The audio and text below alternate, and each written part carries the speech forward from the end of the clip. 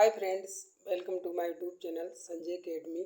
आज हम लोग साइंस के मोस्ट इम्पॉर्टेंट क्वेश्चन पढ़ेंगे। ये सभी क्वेश्चन बार बार एग्जाम में पूछे जाते हैं, मोस्ट इम्पॉर्टेंट हैं।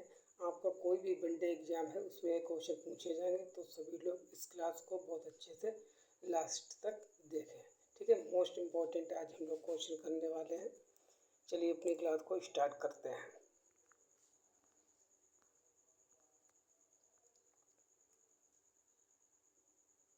देखिए, क्वेश्चन नंबर फर्स्ट है हमारा, मनुष्य की आंखें कितने डिग्री तक देख सकती हैं। मतलब हम लोगों की जो आंखें हैं वो कितने डिग्री तक देख सकती हैं। 180, 150, 160 और 120 डिग्री। तो जिसको भी पता है वो बताएगा कमेंट बॉक्स में आंसर करके। ठीक है, तो हम लोगों की जो आई होती है, जो आँखें होती हैं, देखिए पहले तो मैं आपको बता दूं कि हम लोगों की जो आँखें होती हैं वो एडवांस आइज होती हैं। वो कैसी होती हैं? एडवांस होती हैं। और जो पक्षियों की आंखें होती हैं वो कॉम्प्लेक्स होती हैं। हम लोग जो है आँखों को मूव कर सकते हैं, इसलिए हम लोग 150 डिग्री तक देख सकते हैं। कितना देख सकते हैं? 150 degree. So B is our right option. और हम लोगों की जो आँखें में जो नीला नीला पार्ट होता है, जो कलरिंग पार्ट होता है, वो पिगमेंट के कारण होता है, जिसको हम कहते हैं आइरिस। ठीक है, तो पहले क्वेश्चन का आंसर क्या हो गया? B. B is our right option. Question number 2 most important question है। देखिए, सेकेंड क्वेश्चन है, मनुष्य में भोजन का पाचन प्रारंभ होता है। हम लोगों में जो खाना खाते हैं उसका पाचन कहाँ से प्रारंभ होता है? मुंह, छोटी आंत, बड़ी आंत, यकृत। देखिए, जो हम लोग खाना खाते हैं तो हम लोग को जो खाना होता है उसमें 3 चीज़ें होती हैं। कार्बोहाइड्रेट होती है, प्रोटीन होती है और लिपिड्स होती है, मतलब वसा होती है। ठीक है, तो जो कार्बोहाइड्रेट होता है, कार्बोहाइड्रेट का जो पाचन है वो मुंह में ही मतलब होना शुरू हो जाता है। और इसका पाचन कौन कराता है? सलाइवा। क्योंकि मुंह में कौन सी ग्लैंड होते हैं? सलाइवरी ग्लैंड होती हैं। ठीक है जी, यहाँ पर लिखा भी है। ठीक है, आप पढ़ पा रहे होंगे, यहाँ पर लिखा है सलाइवरी ग्लैंड्स। तो भोजन का पाचन जो है वो कहाँ से शुरू हो जाता है? वो सलाइवरी ग्लैंड अर्थात मुंह से ही शुरू हो जाता है। उसके बाद में भोजन कहाँ जाता है? उसके बाद जाता है ईसोफेगस में। ठीक है, यहाँ पर कोई भी पाचन नहीं होता है।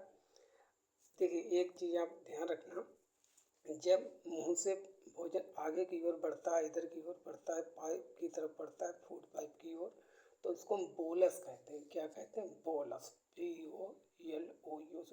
कई बार पूछा गया है कि बोलस क्या है। तो मुंह से जब भोजन आगे बढ़ता है तो उसको हम बोलस कहते हैं, जिसमें जो कार्बोहाइड्रेट होता है उसका थोड़ा सा पाचन हो जाता है। पार्शियल कार्बोहाइड्रेट होता है, ठीक है, प्रोटीन होती है और लिपिड होती है। इसको हम क्या कहते हैं? इसको हम बोलस कहते हैं। ठीक है, फिर जो पूरी प्रोसेस है यहाँ पर, छोटी आंत है, बड़ी आंत है वगैरह, और पैनक्रियाज है। तो इसका आंसर क्या हो जाएगा? इसका आंसर हो जाएगा मुंह। ध्यान रखना सभी लोग। चलिए क्वेश्चन नंबर थर्ड। इसको बनाने में बहुत मेहनत लगी है, सभी लोग आराम से क्लास को देखें। ठीक है, आप लोगों को बहुत नए नए क्वेश्चन भी सीखने को मिलेंगे। अब बात है हीमोग्लोबिन किसका मुख्य घटक है? हीमोग्लोबिन मतलब किसका जो है मेन पार्ट है? RBC, WBC, प्लेटलेट्स, पता नहीं। देखिए, पहले तो हम बात करते हैं RBC की फुल फॉर्म क्या होती है?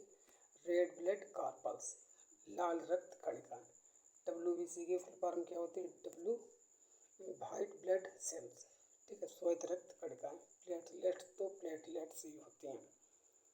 देखिए, जो RBC होती हैं, RBC की खोज किसने की थी? RBC की जो खोज है वो की थी एंटोनियो ल्यूवेनहॉक ने खोज की थी। ठीक है, और RBC में ही आप यहाँ पर देखिए फिगर में ये लिखा है रेड ब्लड सेल्स, और यहाँ पर लिखा है हीमोग्रुप। तो जो हीमोग्रुप होता है, जो हीमोग्लोबिन होता है, वो हमारी बॉडी में ऑक्सीजन का ट्रांसपोर्टेशन करता है, मतलब ऑक्सीजन को कैरी करता ले जाता है। तो हीमोग्लोबिन किसका भाग हुआ? हीमोग्लोबिन RBC का भाग हुआ। तो आपको ध्यान रखना है कि हीमोग्लोबिन किसका पार्ट है? RBC का है। और RBC के बारे में इम्पोर्टेंट ये है कि RBC में केंद्रक और माइटोकॉन्ड्रिया नहीं पाई जाती है। केवल ऊंट और लामा और जिराफ के जो सेल होती है उसमें केंद्रक पाया जाता है। हम लोगों की जो आरबीसीज होती हैं उनमें केंद्रक और माइटोकॉन्ड्रिया नहीं पाई जाती। ये क्वेश्चन बहुत बार पूछा गया है। So a is our right option. Question number 4। ये सभी क्वेश्चन आपको वनडे एग्जाम में देखने को मिलेंगे, जिसमें भी साइंस पूछी जाती है। भूकंप की तीव्रता किससे मापी जाती है? देखिए, भूकंप, अगर आपको कहीं पर भी भूकंप से रिलेटेड कोई भी चीज़ मिल जाए, ठीक है, और सिस्मो वर्ड आपको देखना है। क्या लिखना है? सिस्मो। जो सिस्मो वर्ड है वो भूकंप के लिए यूज किया जाता है, चाहे वो सिस्मोग्राफ हो, सिस्मोमीटर हो, ठीक है, सिस्मो स्केल हो, सभी चीज़। तो भूकंप की तीव्रता मतलब अभी दिल्ली में भूकंप आया तो 7.4 का आया, ठीक है। तो इसको क्या है, ये तीव्रता है किसके द्वारा मापी गई? सिस्मोग्राफ के द्वारा मापी गई। तो इसका आंसर क्या हो जाएगा? सिस्मोग्राफ। भूकंप की तीव्रता किससे मापते हैं? सिस्मोग्राफ से। और जो बचे हुए इनको देख लेते हैं। तो इसका आंसर तो हो जाएगा c is our right option. Hydrometer क्या है? इससे हम क्या है, हाइड्रोमीटर से मापते हैं किसी भी द्रव है या लिक्विड है उसकी घनत्व मापते हैं। जैसे पानी हो गया या कोई भी लिक्विड है ले सकते हैं, ठीक है। बैरोमीटर से वायुमंडलीय दाब मापते हैं, ये मोस्ट इम्पोर्टेंट है। फिलहाल भूकंप की तीव्रता किसमें मापते हैं? सिस्मोग्राफ से मापते हैं। सो C is our right option. ये क्वेश्चन के साथ हम अन्य भी 4 क्वेश्चन सीखते हैं। टॉप 20 क्वेश्चन आज हम लेके आए हैं साइंस के। अब देखिए, ये क्वेश्चन कई बार पूछा गया, इससे रिलेटेड और भी क्वेश्चन बनेंगे।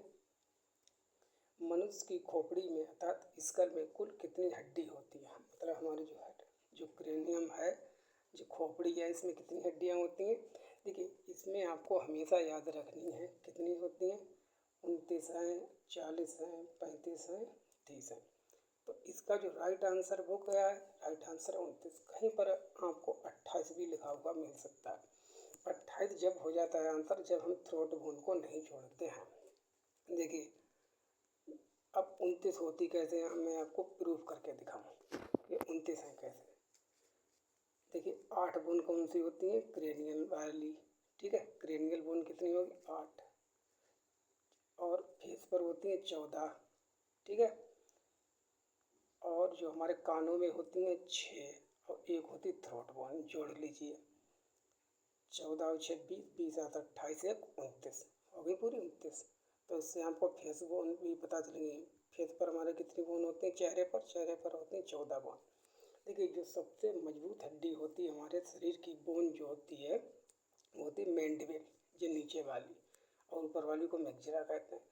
जो मैंडिबल है ये हमारे शरीर की सबसे ज़्यादा स्ट्रॉन्गेस्ट बोन होती है, ठीक है। तो ये भी पॉइंट आपको ध्यान रखने हैं। और हमारे फेस पर कितनी बोन होती हैं? फेस पर 14 बोन होती है, कानों में 6 होती हैं, और 8 जो होती हैं वो क्रेनियल बोन होती हैं, जो ऊपर पाई जाती हैं ऐसे खोपड़ी के, और एक थ्रोट बोन होती है जिससे ये रुके रहते हैं, ठीक है। So a is our right option. तो कितनी बोनें होती हैं आपको स्कल में ध्यान रखना है? 29। क्वेश्चन नंबर 6 मोस्ट इम्पॉर्टेंट, पता नहीं कितनी बार एग्जाम में पूछा गया है। कपूर के ठोस से वाष्प में बदलने की प्रक्रिया को कहते हैं। जो कपूर आपने देखा ही होगा कि कपूर को हम सॉलिड रखते हैं, देखिए जल रहा है और सीधे वाष्प में बदल जाता है। तो इस प्रक्रिया को कहते क्या है? ऊर्ध्वपातन, हिमीकरण, पिघलना, वाष्पीकरण। तो इसको हम कहते हैं ऊर्ध्वपातन, ठीक है, सब्लिमेशन। अब देखिए, कपूर तो सबको याद है, कपूर का एग्जाम्पल। अब कपूर के साथ ही साथ और भी दो तीन चीज़ें होती हैं। देखिए, कपूर के साथ कौन कौन सी हो सकती है, ठीक है। कपूर तो आपको सभी को याद ही है। आयोडीन है, ठीक है, आयोडीन है, अमोनियम क्लोराइड है, कपूर तो है ही, ठोस CO2 है, नेपथलीन है। ये सभी किसके एग्जाम्पल है? ये सभी सब्लिमेशन के अर्थात उत्पादन के हैं। ये ठोस से सीधे वाष्प में बदल जाते हैं। कौन कौन से? ठोस CO2 कार्बन डाइऑक्साइड, और अमोनियम क्लोराइड, और आयोडीन। तो इस क्वेश्चन का आंसर हमारे क्या हो गया? इसको इंग्लिश में सब्लिमेशन कहते हैं। ये सभी क्वेश्चन वनडे एग्जाम में बार बार पूछे गए हैं। उर्ध्वपातन। क्वेश्चन नंबर 7,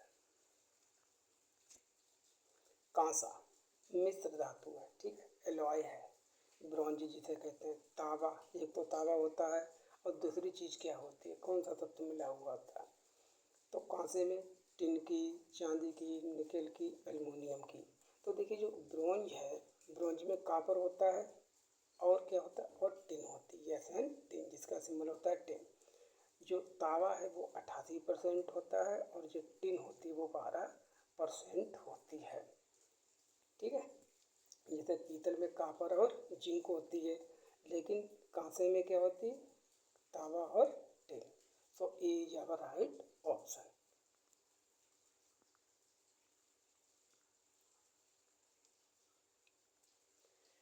मानव में खून के शुद्धिकरण की प्रक्रिया को कहते हैं, जो हम लोग होते हैं, जो हम लोगों का ब्लड है, जो वो प्यूरिफिकेशन होता रहता है, खून का शुद्धिकरण होता है, उस प्रक्रिया को कहते क्या है, ठीक है। डायलिसिस, ऑस्मोसिस, पैरालिसिस, हीमोलिसिस, क्या कहेंगे। ये एग्जाम्पल है, ये साइंस स्पेशल में भी पूछा जाता है और जीके में भी क्वेश्चन आता है। देखिए जो किडनी होती है वो हमारे रक्त का प्यूरिफिकेशन करती है, ठीक है, और किडनी की सबसे छोटी इकाई क्या है, नेफ्रॉन होती है, किडनी यहाँ पर पाई जाती है, ठीक है। तो इस प्रक्रिया को हम कहते हैं डायलिसिस, वेरी इंपॉर्टेंट, क्या है ये, डायलिसिस, ठीक है। ये किडनी के कटे हुए पार्ट्स हैं अलग अलग। कुल मिला के आपको याद रखना है कि जो किडनी हमारे खून का शुद्धिकरण करती है, तो इस प्रक्रिया को हम डायलिसिस कहते हैं। सो a is our right option, ए इसमें हमारा सही है।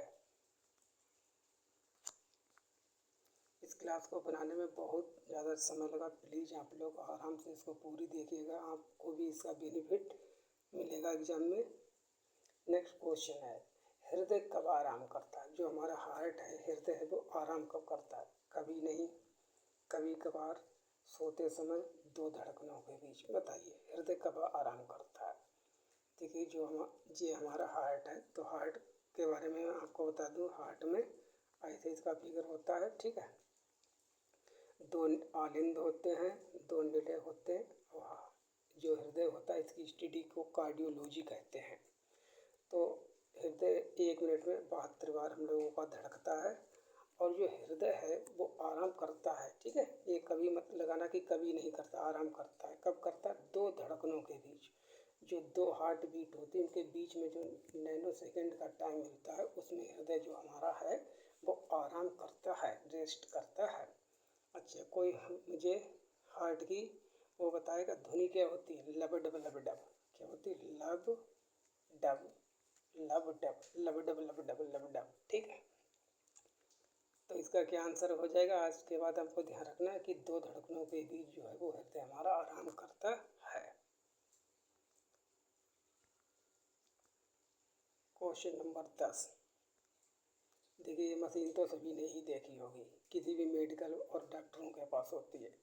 रक्तदाब, बीपी मतलब ब्लड प्रेशर को किससे मापा जाता है, बैरोमीटर, लक्समीटर, स्पिग्नोमीटर, पायरोमीटर। तो किससे मापते हैं प्रेशर को, देखिए बैरोमीटर से, वायुमंडलीय दाब तो ये तो होगा ही नहीं, ठीक है। पायरोमीटर से गर्म जो वस्तुएं होती हैं उनका तापमान मापा जाता है, लक्स मीटर से जो है प्रकाश की तीव्रता को मापा जाता है। तो क्या बचा, स्पिग्नोमीटर। तो c is our right option. आज के बाद ध्यान रखना, जो हमारा रक्तदाब है, ब्लड प्रेशर है, वो किससे मापा जाता है, वो स्पिग्नोमीटर, इससे मापा जाता है। इसको दबाता है जब डॉक्टर, ऐसे ऐसे पंप करता, तब इसमें रीडिंग आ जाती, देखा होगा हम लोगों ने। तो बीपी को किससे मापते हैं, बीपी को स्पिग्नोमीटर से मापते हैं। Question number 11, most confusing question. इस क्वेश्चन में इतना कंफ्यूजन होता है, इसीलिए ये क्वेश्चन आता है बार बार में। जर्मन सिल्वर में सिल्वर पाया जाता है, जो जर्मन सिल्वर है, एलॉय है, मिश्र धातु, इसमें सिल्वर होती कितने प्रतिशत है, 20%, 30%, 0%, 70%। देखिए नाम है जर्मन सिल्वर, नाम से ये लग रहा है कि इसमें सिल्वर होगी, लेकिन एक्चुअली इसमें सिल्वर होती नहीं है। इस क्वेश्चन को स्टार कर लीजिएगा, ठीक है। स्पेशली ध्यान रखना, जर्मन सिल्वर में सिल्वर ही नहीं पाई जाती, इसके अलावा कॉपर है, निकिल है और जिंक। कॉपर, निकिल, जिंक ये तीनों पाए जाते हैं, लेकिन सिल्वर बिल्कुल भी नहीं होती है। तो सिल्वर कितने परसेंट पाई जाती है? 0%। तो c is our right option. Question number 12, शुष्क बर्फ। ठीक है, ठोस बर्फ किसे कहते हैं बताइए? जेल लगा हुआ देखा होगा आपने।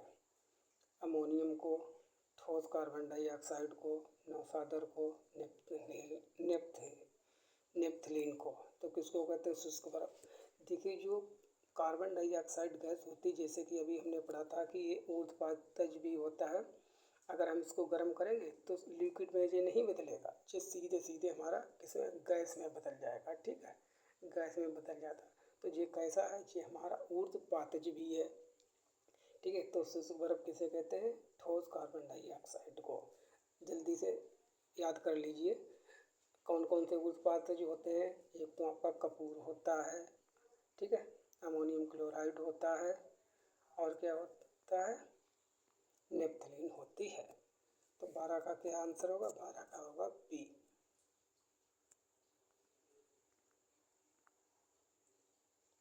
Question number 13, insulin most important. Start कीजिए। इंसुलिन कहाँ से निकलता है? तो इंसुलिन के बारे में मैं आपको 2-3 फैक्ट बता देता हूँ। देखिए, इंसुलिन की खोज है विलियम बेंटिक और बेस्ट ने की थी। ठीक है, बीबी, विलियम बेंटिक और बेस्ट ने की थी। दो वैज्ञानिक थे। ठीक है, ये अग्न्याशय की, जिसको हम पेनक्रियाज कहते हैं, इसकी बीटा सेल से निकलता है। अग्न्याशय में 3 प्रकार की सेल होती हैं, अल्फा, बीटा, गामा। तो बीटा सेल जो होती हैं वो सबसे ज़्यादा होती हैं। तो बीटा सेल से ही इंसुलिन निकलता है। ठीक है, तो यहाँ पर इसका आंसर हो जाएगा अग्न्याशय से निकलता है। इंसुलिन हमारी बॉडी में किसका रेगुलेट करता है? इंसुलिन हमारी बॉडी में शुगर को रेगुलेट करता है। और इंसुलिन को प्राप्त किससे किया जाता है? इंसुलिन को डहेलिया की जड़ों से प्राप्त किया जाता है। किससे? Dahlia, dahlia. ठीक है, डहेलिया की जड़ों से प्राप्त किया जाता है। बहुत बार ये क्वेश्चन पूछ लिया जाता है कि जो प्राकृतिक रूप से इंसुलिन को कहाँ से प्राप्त करते हैं? तो डहेलिया की जड़ों से हम प्राप्त करते हैं। ठीक है, तो इसका क्या ऑप्शन हो जाएगा? Option number B. और इंसुलिन जब सही से काम नहीं करता तभी हम लोगों को मधुमेह नाम का रोग हो जाता है, डायबिटीज जिसको कहते हैं। और इंसुलिन बनाने के लिए किस धातु की आवश्यकता होती? जिंक। ये भी क्वेश्चन पूछाता है। ये क्वेश्चन के साथ रिलेटेड सभी क्वेश्चन लिख लीजिए। इंसुलिन बनाने के लिए किस धातु की आवश्यकता होती है? जिंक की। ठीक है, तो इसका आंसर क्या हो गया? इंसुलिन कहाँ से निकलता है? अग्न्याशय से निकलता है। बी या राइट ऑप्शन। क्वेश्चन नंबर 13 तो हो गया था, जस्ट 1 मिनट। क्वेश्चन नंबर 14 है, देखिए।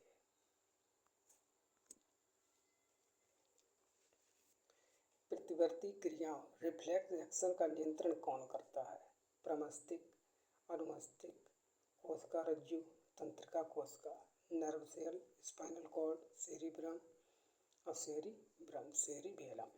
तो सबसे पहले तो ये बात समझ लीजिए कि रिफ्लेक्स एक्शन होते क्या है।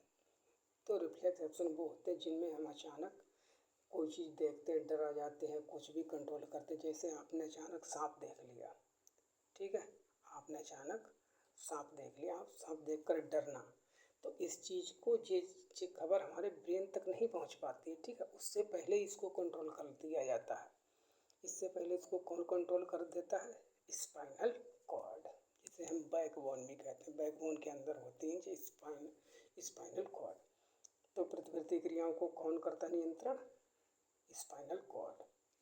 ठीक है, और इसमें सर्विकल हैं, थोरेसिक हैं, लंबनार हैं। ठीक है, ये 31 पाई जाती हैं। ये आप ध्यान रखना, छोटी छोटी हड्डियों से मिलकर बनी होती है स्पाइनल कॉर्ड। कुल मिला के आपको याद रखना है कि जो भी चीज़, जैसे आपने अचानक शेर देखा, आप शेर देखकर डर गए, तो अचानक जिस चीज़ से भी आप डर जाते हैं उन क्रियाओं को ही हम प्रतिवर्ती क्रियाएं कहते हैं। इसका कौन कंट्रोल करता है? इसको कंट्रोल करती है हमारी कोशिका रज्जु या spinal cord. So C is our right option. ये हमारा ब्रेन है। इन सभी के बारे में आपको बहुत डिटेल से और पढ़ाएंगे, ठीक है। चलिए क्वेश्चन नंबर 15, पौधों में जल पहुंचाया जाता है। जो हमारे जो प्लांट्स होते हैं जल का पहुंचाता है फ्लोएम द्वारा, जाइलम द्वारा, एपिडर्मिस द्वारा, कैम्ब्रियम द्वारा। देखिए इसकी ट्रिक मैं बताऊं, जल, जा से जल और जा से जाइलम, ट्रिक बना लिए। तो जल पहुंचाने का काम जाइलम करता है। देखिए जो ऊपर से की ओर, पृथ्वी के अंदर जल होता है, जल ऊपर जड़ों से ऊपर की ओर जाता है। कौन ले जाता है? जाइलम ऊतक के द्वारा। इसका जस्ट अपोजिट होता है फ्लोएम, ठीक है। ये ऊपर से पत्तियों से बना हुआ भोजन जड़ों में इकट्ठा करता है, ये ऊपर से नीचे की ओर लाता है। तो जब भोजन पूछा जाए, ठीक है, स्टार्च पूछा जाए तो उसको फ्लोएम लाता है। और जल कौन ले जाता है? जल ले जाता है हमारा जाइलम।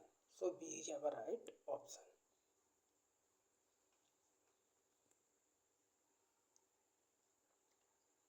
क्वेश्चन नंबर 16, देखिए क्वेश्चन थंबनेल पर भी आपने देखा होगा। बुढ़ापे में कौन सी ग्रंथि लुप्त हो जाती है? ऐसी कौन सी ग्रंथि है जो लुप्त हो जाती है? अतिप्रक ग्रंथि, थायराइड ग्रंथि, हाइपोथैलेमस और थाइमस ग्लैंड। देखिए पहले तो यहाँ एक निगाह डालते हैं जो हमारा ब्रेन है। ब्रेन में देखिए पीनियल है, हाइपोथैलेमस है, पिट्यूटरी ग्लैंड है और जो गला वाला पार्ट है, गले में पैराथायराइड ग्लैंड, थायराइड ग्लैंड है, उसके ऊपर होती छोटी सी, तो इसे कहते हैं पैराथायराइड। फिर थायराइड ग्लैंड, उसके बाद है यहाँ पर थाइमस ग्लैंड चेस्ट में, ठीक है। और किडनी के ऊपर होती है एड्रिनल ग्लैंड, ठीक है, ये किडनी है। और पैंक्रियाज, और ये हमारे यहाँ पर टेस्टिस वगैरह हैं, ठीक है। तो देखिए जैसे जैसे हमारी एज बढ़ती चली जाती है, देख इसका एक ग्राफ समझ लीजिए, ये है ऐसी होती है, 0 से 6 साल में सबसे कम होती है, ठीक है। और 0 से 6 और 6 साल से 25 साल 30 साल तक ये बहुत ज़्यादा होती है, बड़ी होता है इसका आकार। और बाद में जैसे हम 60 साल के पास पहुँचते हैं, ठीक है, मतलब बुढ़ापे की ओर धीरे धीरे पहुँचते हैं, ये ग्रंथि धीरे धीरे गायब हो जाती है, अर्थात इसका जो साइज है वो कम होता चला जाता है। तो ऐसी कौन सी ग्लैंड है? वो है हमारी थाइमस ग्लैंड। हाइपोथैलेमस को क्या कहते हैं? हाइपोथैलेमस को मास्टर ग्लैंड कहते हैं, ठीक है। और मास्टर ग्लैंड किसको कहते हैं ये आप मुझे कमेंट बॉक्स में बताएंगे। और जो मास्टर ग्लैंड है उसको भी ये कंट्रोल करता है, कौन? हाइपोथैलेमस। कुल मिला के इस क्वेश्चन का आंसर क्या होगा? बुढ़ापे में कौन सी ग्रंथि लुप्त हो जाती है? Thymus gland. So D is our right option. Question number 17, पसीने का शरीर में मुख्य कार्य होता है। देखिए इसमें गर्मी बहुत चल रही है तो देखा होगा पसीना बहुत आता है। तो पसीने का कार्य क्या है? ये क्यों निकलता है? करता क्या है? शरीर से खराब पदार्थों को निकालना, शरीर के तापमान का नियंत्रण करना, जल की मात्रा का संतुलन रखना, इनमें से कोई नहीं। देखिए जब फैन चला रहे हैं हम लोग गर्मी में चलाते ही हैं, ठीक है। और ये हमारे बाल हैं, रोम हैं, और इनसे जो स्वीट ग्लैंड है जो बाहर निकल रहा है पोरस के माध्यम से। देखिए पसीने का हमारे शरीर में बहुत ज़्यादा मोस्ट इम्पोर्टेंस है। पसीना हमारी जो बॉडी है, इंटरनल बॉडी टेम्परेचर है, उसको कंट्रोल करता है, कौन? पसीना, स्वीट ग्लैंड, ठीक है। So B is our right option.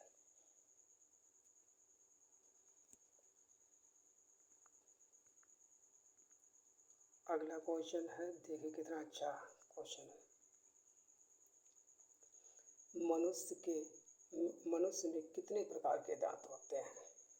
Answer तो लगभग इसको सभी को ही पता होगा, 5, 7, 6, 4।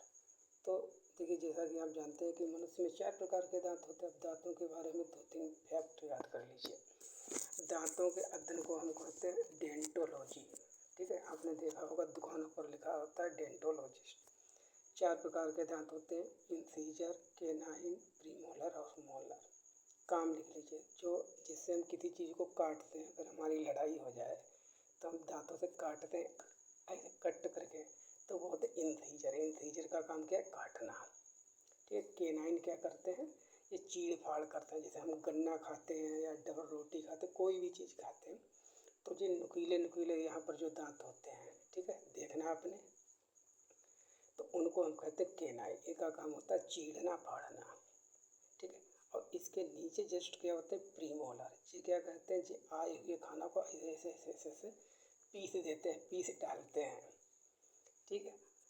और अब लास्ट में कौन से होते हैं, लास्ट में मोलर। ये क्या करते हैं, ये सब चीज़ को मिक्सअप कर देते हैं, माँ से मोलर, माँ से मिक्सिंग, ये मिलाने का कार्य करते हैं।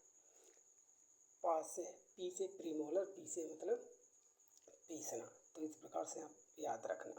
तो 4 प्रकार के दांत होते हैं और दांत का फार्मूला होता है 21-23/21-23 हम लोगों में, ठीक है, 21-23/21-23। और दांत के 3 पार्ट होते हैं, रूट पार्ट, नेक पार्ट और क्राउन पार्ट। और दांत का ये पार्ट होता है जिसे इनेमल कहते हैं, जो सबसे ज़्यादा कठोर होता है। तो इसका आंसर क्या हो जाएगा, ये तुमने दांतों के बारे में पढ़ लिया, इसका आंसर हो जाएगा 4, ठीक है। D is our right option.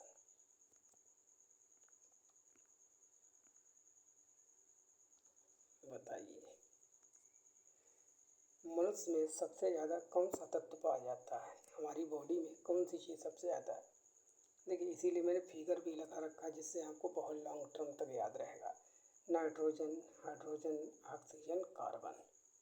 ऐसे आप भूल जाते हैं केवल आंसर याद रखने से। देखिए तो यहाँ पर ये बॉडी हम लोगों की, इसमें देख लीजिए 3.5% क्या है अदर केमिकल्स, ठीक है, और 3 से 5% नाइट्रोजन, 9.5% हाइड्रोजन, कार्बन 18.5% और ऑक्सीजन सबसे ज़्यादा 65%।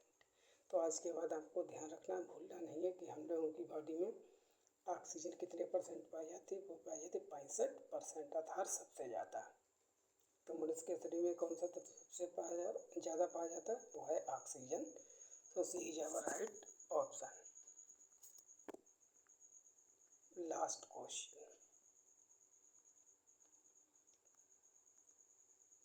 देखिए, ये क्वेश्चन 2-3 बार पूछा गया है। मस्तिष्क किस झिल्ली के अंदर सुरक्षित रहता है, जो हमारा ब्रेन है वो किस में रहता है, पाइमीटर, स्क्लेरा, मेनिंजिस, ठीक है, मेनिंजाइटिस। देखिए स्क्लेरा जो लेयर होती है, जो झिल्ली होती है, ये आँख में पाई जाती है। अब समझ लीजिए यहाँ पर लेयर्स प्रोटेक्टिंग द ब्रेन, वो लेयर जो हमारे ब्रेन को प्रोटेक्ट करती है। देखिए जो इसका जो आंसर पहले तो मैं आपको बता दूँ, तो मस्तिष्क जो हमारा है, जो इसके ऊपर जो पूरी लेयर है, इसको कहते हैं हम मेनिंजिस। क्या, मेनिंजिस।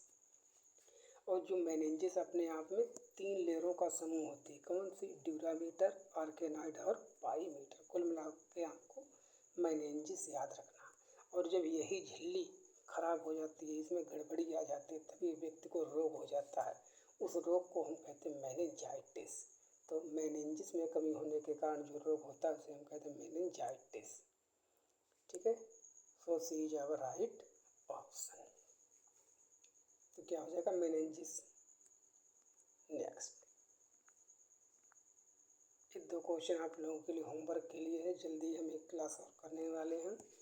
मनुष्य के श्रवण की कितनी क्षमता होती है, आपने क्वेश्चन बहुत बार किया होगा, देखा होगा, मतलब हम कितने से कितने फ्रिक्वेंसी तक की चीज़ों को सुन सकते हैं, हर टच में होगा इसका आंसर।